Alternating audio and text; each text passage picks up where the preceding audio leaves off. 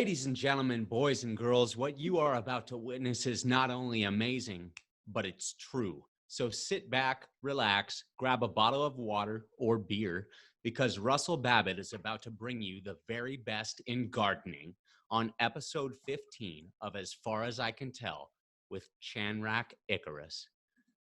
Chanrak, how you doing today? You know what?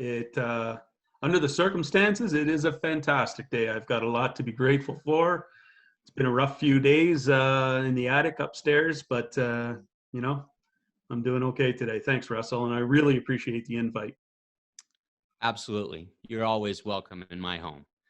Now, I want to start us out with a quote from Frank Herbert, the author who wrote Dune.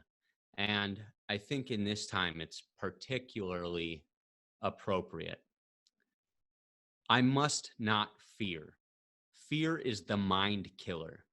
Fear is the little death that brings total obliteration. I will face my fear. I will permit it to pass over me and through me. And when it has gone past, I will turn the inner eye to see its path. Where the fear has gone, there will be nothing. Only I will remain. That's powerful. That is It very is. powerful. Wow. You want to start Fear. on that one, or do you want me to dive in there? Yeah, dive in just a little bit on that, and then we'll dig into some gardening. Dig into gardening. Love it. So the fear, it just coincides and resonates harmonically with my position on fear and love, and the fact that fear is always a takeaway, and love is always giving something back. So that quote is just fantastic. Yeah, nice. Too many people are afraid and they don't even know what they're afraid of. We talked before the show that we wanted to try and stay positive and upbeat today, but we got to touch on it. The reality is that if the people that are living in fear right now, the sheeple, if they actually knew what was going on, people think that it would be fearful, but believe it or not, we have less fear because we know what's going on, or at least part of what's going on. And the real fear, the machination of fear, is the unknown. And that's what we've got to combat. That's why we're truthers. That's why we've got to get down to the grassroots. We've got to get down and just grab that truth and bring it up and release it to the world so everybody can know. And it's liberating to embrace the truth. There's always, it's like anything else. There's a learning period, an adjustment period. But now that I've woken up, I feel like a freedom that, although it comes with maybe some extra worries or thoughts, really thoughts. I'm forced to think about a lot more things than if I'm just, sitting at home drinking Budweiser, watching NASCAR. But it sets you free because it allows you to detach yourself from the programming that's obviously there. If you don't know it's there, you can't get away from it. So first thing I want to ask you, tell us a little bit about yourself. Me?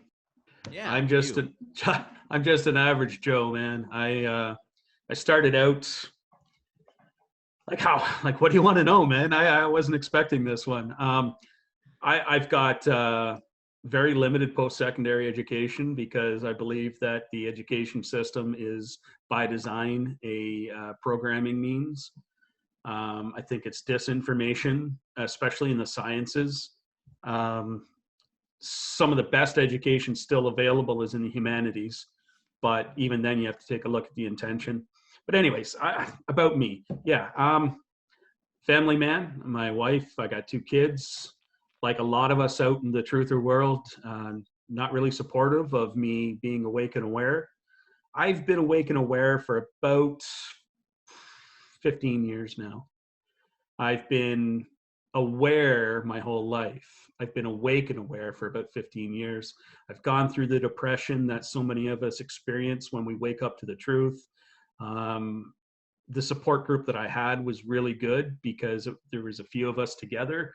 And as we were going through our hardships of cracking that veil by getting rid of that cognitive dissonance, by opening up to the truth, we were able to support each other and, not crawl back into the matrix, if you will, into our pods.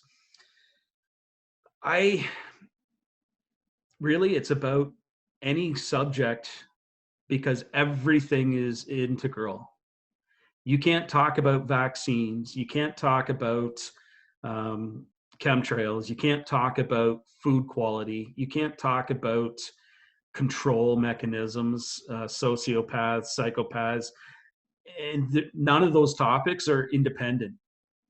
We live in an enclosed environment, and that system is all by design. And if you think for a second that it's not, you're wrong. Now, maybe, what people sometimes have a difficult time understanding is even though it's all contrived, individually, we still have free will. So we have to make our decisions accordingly. And those decisions are about responsibility to self and responsibility to those around us. And that's kind of what I'm about. I mean, I'm all about the fact I recognized years ago that fear is the worst and most heinous tool that they use. Fear is, it's what led to adrenochrome. It's what led to, mass false flags. So people spike their fear, so our energy and our vibratory energy gets stolen. Who am I, though? I'm just a simple guy that lives in Southern Ontario, Canada. I, had 2 automobile accidents recently. Neither one my fault. I'm trying to recover from those, so I have a lot more time to be able to do what matters. And especially with this quarantine lockdown, I want to, I just met you in the last few weeks, right, Russell? Yeah. We've connected, and I've met people. You're out in Washington State. I've met some people out in Virginia and all the way down the East Coast. I've met and talked to people in the Caribbean. It's about creating a positive and supportive and compassionate network of people. You don't have to agree on everything. You really don't. That's the first thing. If anybody's watching this for, when they're kind of getting into this for the first time, you pick one topic and, pick something that interests you and learn about it and get some help learning about it. And don't be afraid that you're going to, still maybe not agree with everybody, because at the end of the day, the key and most valid point is that you're starting to take the journey. Sounds cliche, but it's true. And if you're speaking with somebody, for example, I'll speak to people about flat Earth. And if they're respectful of me and my viewpoint, and they could tell me some globetard, and I use that term, but that's not when I'm saying that, I don't mean people that believe in heliocentrism. I mean people that tell me I'm a fucking flurfing flat-tard. As long as you're respectful of one another, this is the community to grow yourself in, to enrich yourself in, and to fertilize yourself. It's the richest soil there is. So on that note, today we're going to talk about gardening, as well as some other choice bits of good advice and, of course, a dash of doom. So I have seen your plants, and you've given me some advice on gardening. Can you give our listeners a little bit of info on how easy it is to start growing your own food at home? So some people think that, it's not worth getting into unless they can fill a pantry or, create enough food to feed themselves entirely. Simply not true. Start small. Start with one of your favorite vegetables or plants. And it is so easy. It can be 12 to 15 minutes and you'll have seeds germinating. After they're germinated and sprout, it's another 15 minutes. If we're talking about one variety to start with, then you're going to be able to plant those germinated seeds. Then you're going to transplant them once, hopefully, and you're going to enjoy some amazing produce after that. Thing we have to remember, some key things. One, whatever I have to offer is based on my experience and, maybe some experience of friends, practical experience. Doesn't mean it's going to be exactly right for you. Everyone has a different space. Everyone has a different growing calendar, different climate. So what works for one person may not work for another. Grow something, because the opportunity to improve your quality of life by producing food and sustenance for yourself, that's going to take back some of that independence, and it's going to take back from the system. You're not going to be as married to it. You're going to have more confidence in yourself, and you're going to start asking more and more questions as to what's really going on in the world. Yeah. And as Crow always says, my favorite Crowism out there is no lie in nature. Your cucumbers, your weed plants, they won't lie to you. They won't betray you, trick you. They're just there, just as God made them. And I think the more that we work with things like that, it makes us more godly, for lack of a better word. It brings that bit of that nature into our heart, into our spirit, and hopefully in growing plants, we grow ourselves. So go ahead. Absolutely. I just want to jump in here. It's not about control, but it is very powerful, and it is very brain freeze. It is very much a growth mechanism for you to grow a plant and then harvest. Like last year, I did a very small plot, and I did some carrots and lettuce, and I took them to my neighbors, actually. And that was before this quarantine situation.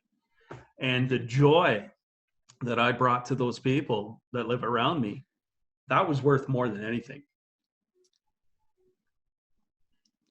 Totally. So I have heard that it's best to use groups of complementary plants, like for people that are wanting to or already have multiple things going on. Why is that important? And do you know what groups are good together? So again, it's going to depend on soil conditions, location in the yard, sunlight, all of those things. But inherently, there are some in a vegetable garden, some vegetables that do better together. And it actually goes back. Most of that education that we have today is from native North American growing, because they would weave and intersperse their crops and get a better yield and a better result. Corn stands tall. So next to your corn, you may put something that is ground-based, and you're able to create an opportunity with a plant that maybe needs less sunlight and more shade versus something that needs full shade or full sunlight. So you really got to take a look at the crops. One of the most interesting things that I read recently, because I'm always trying to improve, and I'm the first one to say I have the right to change my mind if I'm presented with new information, and that information seems logical and observational, and I can deduct that I want to try it, deduce that I want to try it.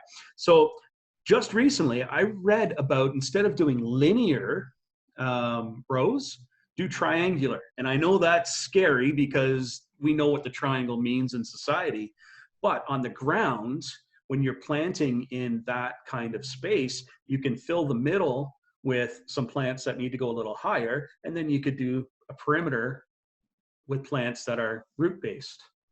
And I thought that one was really, really smart. And I'm going to try that out this growing season myself, because I do know that if you were to build a three-dimensional pyramid, not just two-dimensional, but three-dimensional, and you placed it on the ground and you had it pointed to a certain direction, the amount of energy flow that creates, it's been proven and documented.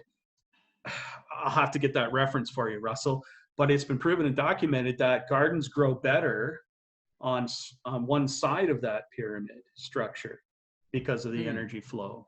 So I'm thinking there may be something to that, you know, and I'm gonna test. I'm gonna build 4 pyramids, one facing each direction, and see how that goes. And we'll follow up in the fall and see how much our harvest is.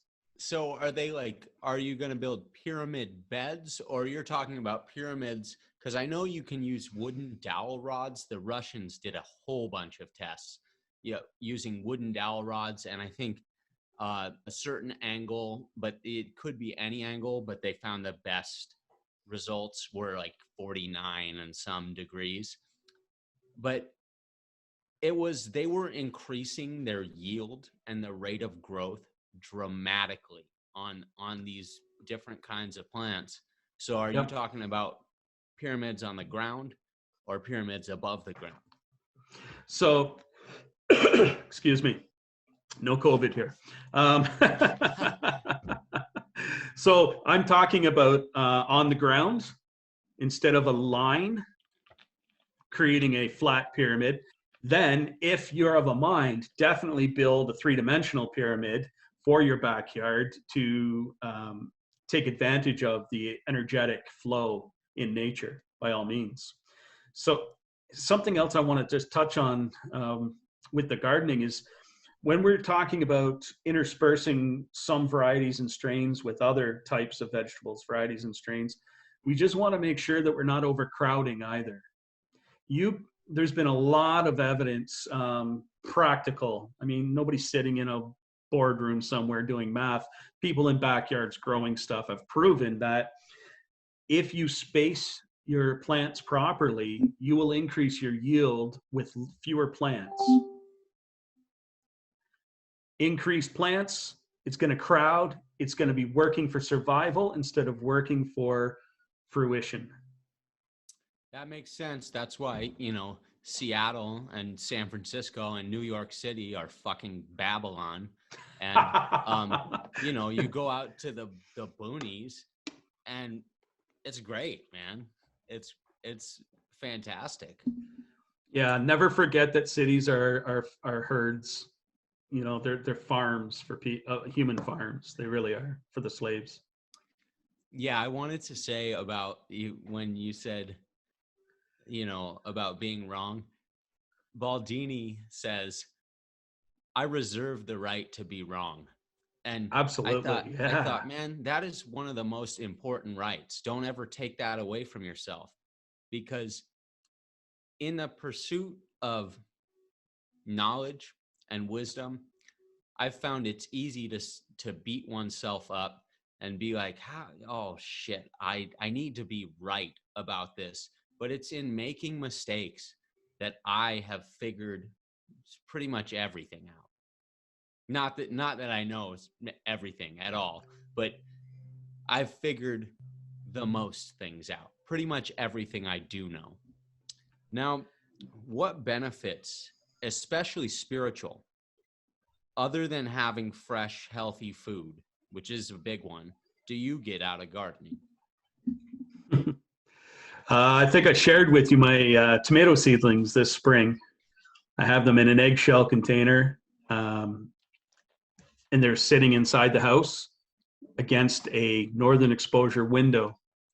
So the amount of natural light in the room that they're in as seedlings is pretty limited. And they were growing on an angle towards the window. These little seedlings, these thin little guys. And I turned the carton around, the egg carton around, and within 3 hours, they had grown back the other way towards the window again. And to me, that is amazing to watch the life grow and change and adapt to its environment. That statement is just empowering. It's amazing. We all have that ability, Russell. We all have the ability to adapt and improve and grow. And that's part of that, I reserve the right to make a mistake, as the great Baldini states. I mean, you can't relativistic contrast. You can't know hot unless you know cold. You can't know light unless you know dark. You can't know up unless you know down. It's a dualistic universe. So when I'm growing a garden, I am able to give back to the ecosystem, to the environment, to myself, to my neighbors, because it's an act of love, and love is always growth. It's not destructive. Fear is destructive. I Love, do not fear growing food for myself. right. Love is the highest path. It's the highest and best path. Now, Hey, I just thought of something. You know what's what we that, should buddy? do? You and I, because we're going to get your cucumbers going, right? Yeah. We Oh, should take we we got he's helped me to form a little garden that's about to be popping off here, and we'll be telling you folks about that. We're going to keep you updated. I'd like to do one other thing. I'd like to issue a friendly challenge. You up for it? It depends on what it is, bro. I mean, I want us to take one of the plants from the seedlings when we go to transplant and put them out. I want to keep one of them aside in its own pot. And we'll each do this, and we're going to meditate with those plants. And we're going to see how they grow in comparison to the ones that are out in the garden. We're still going to give them the same physical love, the physical nutrition that they need and the physical requirements, but let's meditate with one plant separately to see if there's any observable difference in anything it does as it grows and produces for us. Don't you think that'd be neat? it would be neat. And that way we'll have a control, and we'll have a good little experiment there. Yeah. You're going to have to teach me how to meditate, because it's Okay. hard for me to sit still for 5 minutes, but No worries. I'm absolutely. I had the absolute, it was just amazing. I had the absolute luxury of working with some ADHD kids, a couple of them, who couldn't sit still for more than a minute. And by the end of our spending a few sessions together, they were able to meditate, man. So I got faith in you, because you are so much further ahead than the average person, and your desire and passion is there, and it shows. Thank you, brother. So how often do we need to water? Like, I know it depends on the plants, but nature doesn't work on a schedule. So can we just water them every time they're dry? Essentially, yes. Essentially, you're going to allow them to dry out completely and then water again, because you don't want root rot, you don't want infestation. And if you're watering a patch of earth constantly and everything else is dry around it, it's going to draw bugs. It's going to draw things that aren't necessary to the growth of your plants. So by creating that opportunity of drying out and then watering appropriately, depending to in the level. What I mean by appropriate is the level of hydration, depending upon the type of and variety of plant that you're growing. But yeah, I'm using, and I think you are too. We're using plastic buckets, bins, because I live in a very small area, backyard, and I need to move mine around throughout the day, because my backyard is on the north side of my house, and I need to be able to transition. I also like the idea that if I need to go anywhere, I get to take my production with me this year. I don't want it in the ground to have to dig it up and, have 30% survive if I do need to bug out or something. Mm-hmm. Unlikely, but I like to be prepared as much as possible. Well, and that's a great thing. That's a great thing to bug out with, or to, have prepared, because it's one thing to bring some seeds with you when you're on the run from the zombie apocalypse or the CVIDFIVEGEE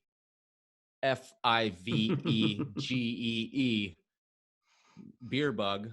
But Yep. if you just have seeds and you go out into the forest with some seeds and you're camping out there, it's going to be a long time before you're going to harvest from them. And if you got a little container, you just pack that baby up, bring it with you. And that's the thing, Russell. Within 2 seasons, within 2 seasons. Most people could argue, well, 1 season you collect all your seeds, but really some things need a second season. If you start with heirloom seeds, non-GMO, so don't ever buy a seedless anything. And if the package says seedless and heirloom, non-GMO, it's a lie, because seedless is genetically altered material. It is. So don't ever buy seedless. Spit out your watermelon seeds. Enjoy the fact that your cucumbers will have seeds in them. Don't go that route, please, for your own benefit. If you can't find non-GMO, that's okay, because it's still better than having someone else control the quality of the water, the quality of the food that goes into the soil, and that type of thing. And maybe we should touch on that next. Like soil. People ask me all the time, well, what kind of soil should I get? Honestly, it doesn't really matter. You can buy high-end soils that have got this, that, and the other thing. They've been baked and killed off the bugs because they've been pasteurized, essentially. I really don't care. I buy whatever's cheapest, because it's a medium that's going to hold the micronutrition, not the macro, the micronutrition that I'm going to provide the soil.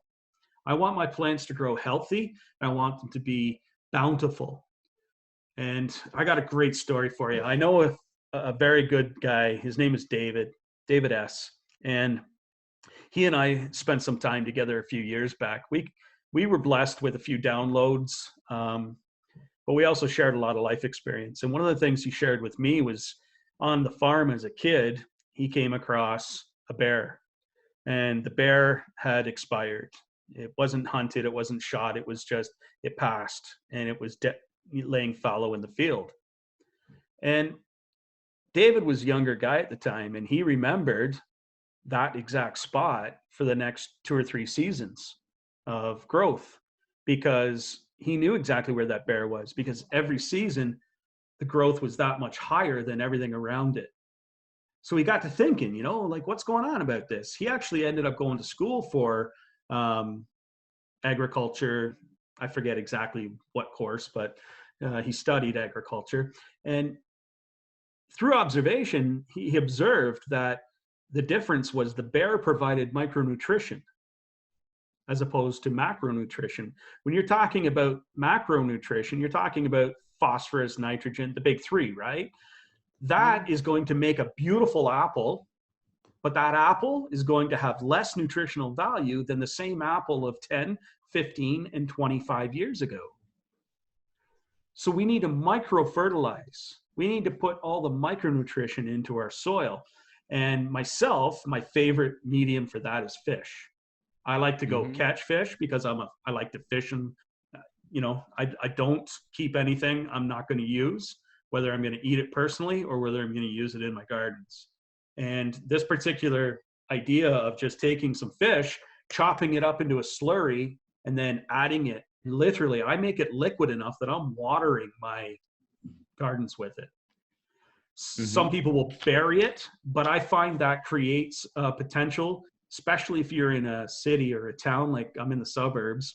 I got a major raccoon in the area. This guy's massive, and he'd stop at nothing to dig up if I put fish under a foot of soil.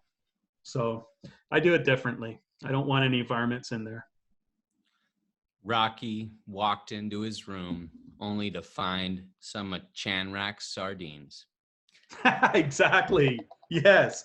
Sardines are a great choice if you don't have access to go fishing. And sardines, because you don't need a lot, right? Just make sure you get sardines with water, not with oil, and you'll be good to go. Okay. Now, organic or satanic? Here in Babylon, almost everything is GMO in some way, shape, or form. Is it better to grow something rather than nothing? Absolutely. Yes, 100%, my friend. There's so much value. We touched on a couple things, the peace, the relaxation, giving back, giving love because we're giving something, all of those reasons. Like you said, before we even harvest the first bit of produce, we've gotten so much from growing this that we definitely want to grow. So I want to talk about cross-pollination as technically being genetically modified, because you may take two different strains and cross them, but you're doing that in nature. If they take, great. If they don't, they don't. You're not forcing them to in a lab with gene splitting and splicing, okay, and chemicals. So you can cross. Remember the? I don't know, man. I'm guilty of watching The Simpsons when I was younger. Remember the tobacco? Oh yeah, dude, that is one of the best Simpsons episodes. Yeah. So you can cross species, you can cross varieties within the same species, and that's, to me, that's fair game. That just means you're going to breed something, the strongest survives. I don't like GMO though. And your comment, organic or satanic? The definition of organic is wide, and it is not common from region to region. The claim is that it is, but it's not. If you go to Asia and see what the definition of organic is in a Chinese farm relative to something in even California, I mean, world of difference. You probably would never touch organic fruit from Asia again if you knew what went on there. They actually take fluorosilicic acid and what goes into our water, not fluoride, but a byproduct, and they actually they use it as a pesticide, and they treat our food with it, man. They put it in the water. That's not organic. Because it fucking kills things. I think right. It's actually called hexafluorosalicylic acid, which is like when you get into things that you put in the water, that like the drinking water, unless it was a little bit of magnesium or something, or like whatever, colloidal silver, that's just wrong. It's just bad. Absolutely. And so it definitely, I think it's important for us to know, and I buy organic stuff full well knowing that in the States it's might be 80% or 95% organic, but they could put all kinds of stuff in there. However, I don't think they're putting fluoride on it here. Not unless the water system that's feeding the farm is got fluoride in it, which most do. But they're not adding fluoride. That's right. There's another point there. When you're growing food for yourself, you're going to get rid of a little bit of fear. Do you know how? No. You're going to poke a hole in the whole narrative of scarcity. If you took the time and in a 200 square foot plot of land, that's only 10 by 20, and you built vertical growth mechanisms, so you built like a bleachers, you could grow enough food to support a family of 3 each season. Why don't we do that? Well, because we like our comfort. We like to go to the grocery store and buy those beautifully waxed foods that as soon as they come out of the field, they get washed and they get dipped in wax so they look good and they can get more money for them. And things are picked way before they're ripe. There is nothing better than harvesting produce that's ripened on the vine. When it ripens in a shipping container, that's not value. There's no health there. And the Gerson method, the Gerson therapy, will demonstrate to us that if you're ill, if you got cancer or you name it, the way that's possible to heal yourself so much, to change your internal microbiome and your pH and all that to the point where it will literally kill your cancer, it's that these things are fresh. They're straight out of the ground. They're recommending that you literally take it, pick it, bring it inside, cold press it, and drink it. And if you can, do it within an hour. Now, Yeah. there's an acceptable range where it still works and you're still getting the full benefit or close to it. But it's like you said, these waxed foods, it's at that point, it's still way better for you than some oh boy Alberto beef jerky. But that doesn't mean that it's anywhere near what it was when it was coming out of the ground, when it was fresh, because it's like anything else. The life force of a human, of uh, a piece of fruit, a vegetable, an animal, the further you get away from it being connected to its source of power, the further you get away from its highest and best benefit. Exactly, because what you've touched on there, Russell, is the fact that as soon as it is no longer part of that power structure, the plant, the growth, the vine, whatever it is, the root system, it starts to decompose because technically it's dead. It may appear to have survived for a short time, but it's already starting to decompose as soon as you pick it. Mm-hmm. Yep. Now, what do you think about seed and gardening sections at many retailers being closed? Have you seen this in your area? I haven't in mine, but I have seen, I mean, people are not, there might be some fake news out there regarding this whole pandemic. However, people aren't going to Walgreens and setting up little caution tape with little signs that say, due to this, we can't have you buy any of this stuff. I mean, how dangerous is that to let people buy that, or how dangerous is it to not let them buy it? So I haven't seen it firsthand in my area here in Southern Ontario. I haven't traveled far and wide though.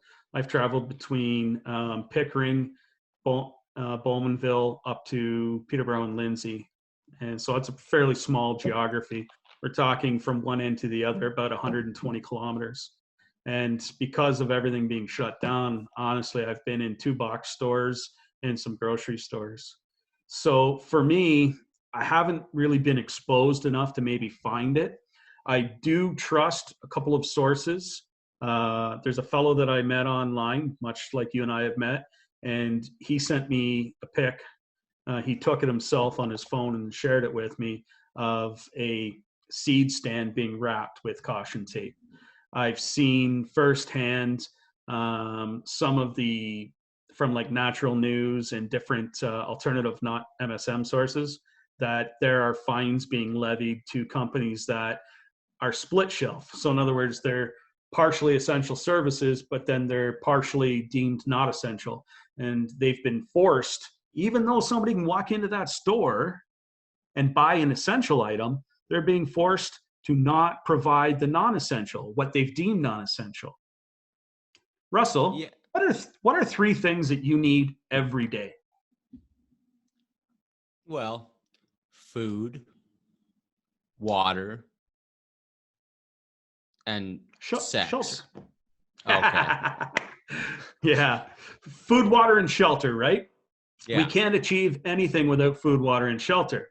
So if they are stopping us and preventing people from buying seeds to be able to grow their own food and get them out of their house into their backyard or out onto their balcony and connecting with nature, I think it's pretty scary, because they are continuing the scarcity narrative. They don't want people to be independent. They don't want people to have constant empowerment and faith in themselves to be able to provide for themselves. That's how we got this big bloated government structure on this planet in the first place.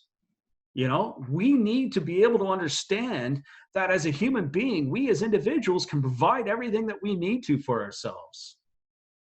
Now, the nice to haves, the likes, that is, you know, supposedly what society is all about. I wrote a dissertation years ago that the human species is devolving. And it's devolving because we've been in a constant and perpetual state of fear for so long, over 100 years, 150 years, because of all the war. And in the communication age, we're allowed to be afraid every moment of every day because we always have access to things that would make us afraid.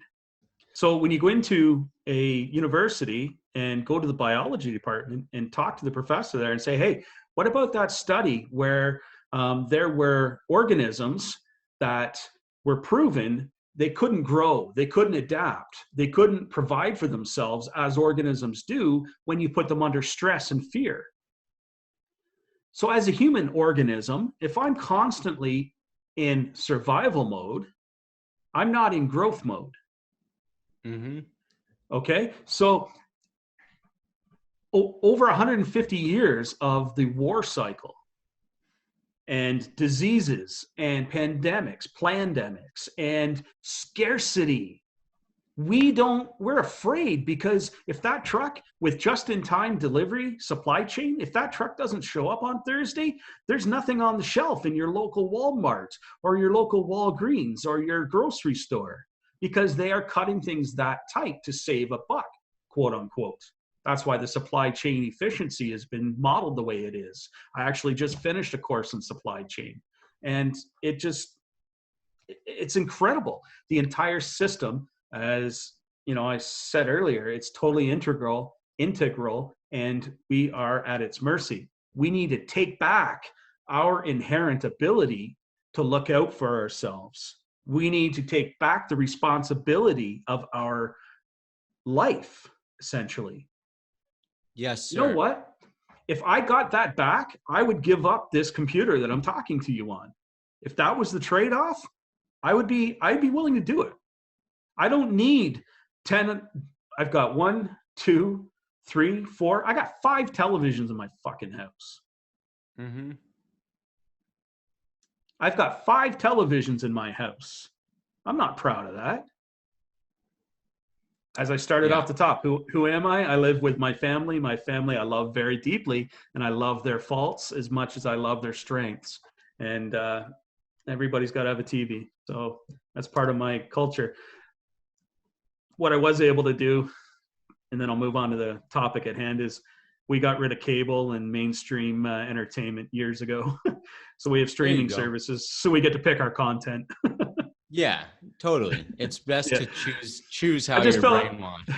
I felt guilty making that statement about the 5 damn TVs because I know what's wrong. Hey, we got rid of our microwave years ago too, so they will listen to me a little bit. Totally. And it's, dude, we live in Babylon. I think when people come at me with this new cage, crystal gripping hippie, and I love hippies, right? But the ones that are fucking real and understanding and aren't just on some, it's, you know, and they oftentimes they think that it's helpful. And I'm like, this is a holier than thou paradigm you're a part of, telling people, oh, you kill your television, telling people, giving them advice that's not really advice. It's like advice at the end of a barrel. You know, it's like, if you don't do this, then you're not one of us, or then you're hurting yourself or hurting your family. Well, that may be your opinion, but I'm not really worried about whether people are watching television or not. I'm worried about whether people, when they're watching television, are aware and are present and know in the seat of their spirit that there's much programming in there. And if you aren't paying attention for that and actively being aware of it and not absorbing it, then not only are you not going to enjoy the show as much, you're not going to get some of the things that are hidden in there, and it will go inside of you. I think that's good advice. You know, you make a great point. One of the most interesting things that I did was I started rewatching movies, Hollywood satanic cult movies, like all your pop culture movies. I started watching them after I became awake and aware, not just aware. And even now, I've been awake and aware for 15 years, and I still rewatch movies that I've haven't seen in a couple of years, because as I gain new information and new understanding, I get to leverage that against what I'm seeing in these movies, and the depth at which the allegory and the symbolism, We're talking about gardening today, though, my friend. Okay. There's all kinds of, euphemistic seeds being planted, right? With TV. So you had said earlier that you know a thing or two about whistling. Oh, yeah. There you go. So I was working for a company a few years back, and part of my job was to service industrial laundry, industrial kitchen equipment, and industrial housekeeping. So I worked for a company called Ecolab, and part of my client list was to go into prisons and jails and make sure that their equipment was running and functioning correctly. The very first time that I had to go into a prison and work on equipment in the laundry room, there was a dispenser that was broken. I had to replace it. I was quite nervous. And about 10 minutes into the job, and why am I nervous, really? Because when you go in, you have to account for every tool. It has to get, counted, measured. You walk in, you get searched for anything outside of a tool for your job, even though you're a contractor, right? And, it's just part of the process. And you go inside and you're working in a small enclosed area where you can barely move, and there's piles of textiles all around. And you got the guys that are on good behavior doing the laundry. And that's fine. I got no problem with that. Once I got past my initial unease, I was 100%. But that first day, I was nervous. And I started whistling as I'm changing a dispenser. And very quickly, within about 10 seconds, one of the inmates came to me and said, "Hey, you probably don't want to do that here." I said, oh, what? I thought maybe because I'd set a tool down on top of the machine or something. He says, "No, the whistling." I said, "Oh, what are we talking about then?" He said, "Whistling is a no-no when you're in prison or jail because it signifies and represents freedom." Russell, I want us, after this, I'm going to invite you to a 5-10 minute video, because I hope to start a campaign of whistling during this time, this pandemic, because we need to whistle to show that we are still free. What do you think? Deep. And I will do it, but I'm going to go eat a bagel first. Oh, yeah. We'll do it tomorrow or Monday for sure. Awesome, bro. Yeah, that's whistling to me, though. And it's, it is really deep. When you think about it, we need to keep whistling right now, because if we continue to allow them to do what they're doing without keeping our minds and our hearts free, our spirits free, we're going to get stuck just like the sheeple. Absolutely. So I'm going to ask 2 more questions and then we're going to close it up. Before I do that, I want to give a shout out to a gentleman. His name is Ice Age Farmer, and he's Jamie Lee on A Plain Truth for You has had several videos of his up, and he's a legit farmer. He's excellent. He's got all types of info on how to farm, how to do this, how to do that. In addition to that, he's keeping close track of the supply chain. At this time, he and others are saying, just be careful, be prepared that certain things are going to not be on the shelves and in a little bit.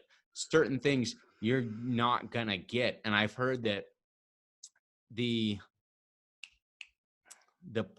largest pork plant maybe in Canada or the States, and then the largest beef plant somewhere else have been shut down. Yeah, you're referring to Tyson Foods in the U.S. closed their largest pork processing plant. Plus, that's the second, because I think it's called Smith Foods was the other company, and they closed their pork processing plant, which I think was the largest overall in the U.S. Regardless, two major pork producers in Cargill in Canada. Cargill is one of the largest beef processors. They supply McDonald's. I'm not calling McDonald's food, but yeah. Excuse me. But they supply a tremendous amount of protein to our diet. And we've seen vegetable farmers in Florida dumping product. We've seen dairy farmers. I'm not huge. I mean, I don't miss milk because milk is not a good thing for the human constitution anyways. Not yo Some dairy mama. products are good. Sorry? Not yo mama, not yo mama, not yo milk. That's right. Exactly. And actually in Canada, it's a little known fact that in 1949, the Milk Marketing Board bought and paid for inclusion in the Canada Food Guide. So, yeah, I always follow the money, right?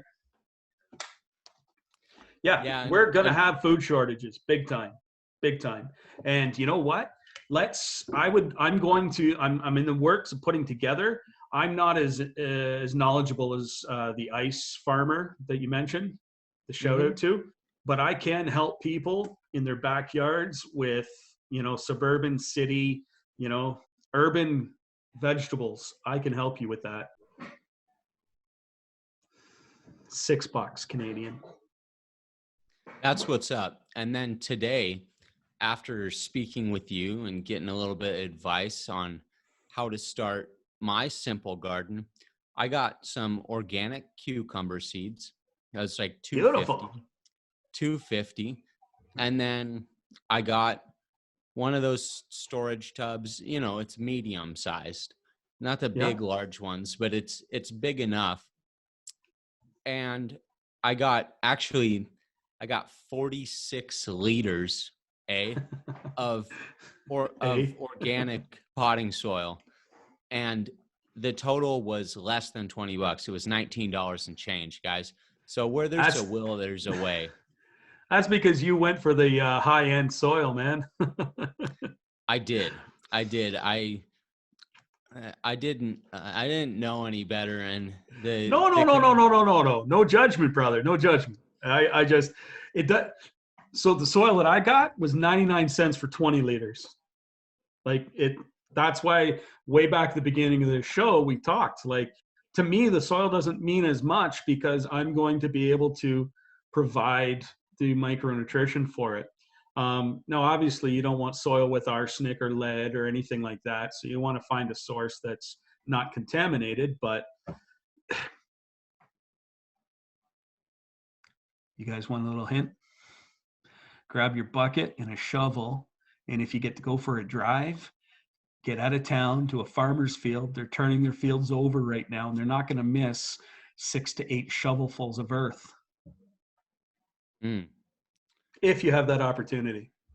Anarchist renegade brother. Gardening. Renegade gardening, baby. Guerrilla gardening. Ha.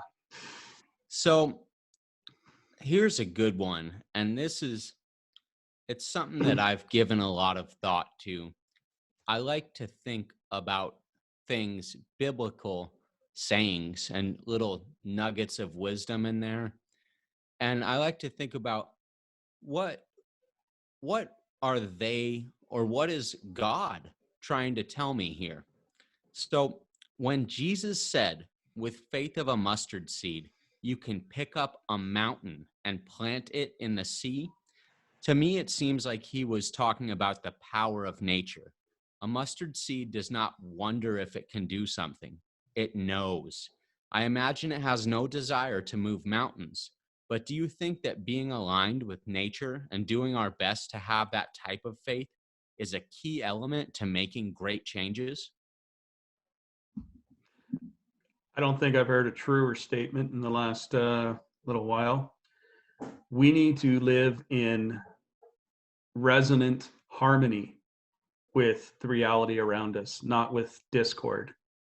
Unfortunately, anything that is fear-based is of a different frequency, and it takes away So if you act in selfishness, which is a derivative of fear because you have a fear of loss, and you want to hoard things or keep things for yourself, and you're doing it with the wrong intention, you are going to be a negative influence on the construct. If you are doing things like growing your own food, at least a start, grow one item, and take back your confidence as a person, you are going to be able to embrace the idea that the system, while it may not be harmonious now, it has the potential, and it probably was at one time, because God provided us with all of the tools in nature. And it's only when we start messing around with genetics, and it's when we start messing around with certain things, that we lose, we fail. And before anybody starts talking to me about genetics that saves lives, well, guess what? If we didn't pollute our environment to the point where we needed to mess around with genetics, like it's bullshit, Don't tell me we need to genetically modify that embryo so it doesn't have this. Well, how about create healthy embryos in the first place? Sorry. Absolutely. It's one of my pet peeves. Absolutely. So if you guys want to get in touch with Chanrak and ask him some simple questions about gardening, is it all right if I give out your Facebook handle? Absolutely. Yeah, for sure, man. Okay. It's Chanrak, last name Ikarus, Chanrak Ikarus. And that's right, brother. He won't take you too close to the sun. So I will be dropping the links to Ice Age Farmer and Jamie Lee's channel, A Plain Truth for You. And other than that, is there anything you'd like to say before we head on out? Brotherly love, sisterly love, it's all about love. When you give, you grow. When you take, you shrink. So keep giving, keep living in love. Don't live in fear, folks. There is no such thing as scarcity. There is abundance for all. We just have to behave accordingly. And when we share information, we're going to be able to take back our inherent humanity. And we do have an inherent humanity. Keep the peace. Once again, Russell, it has been an absolute pleasure. Thank you very much. I love you too, man. You're very welcome, and I thank you for coming. All right, folks, that has been episode 15 of As Far As I Can Tell with Chanrak Ikarus and me, Russell the Love Muscle Babbitt. And that's our 2 cents, baby. You can spend it how you want.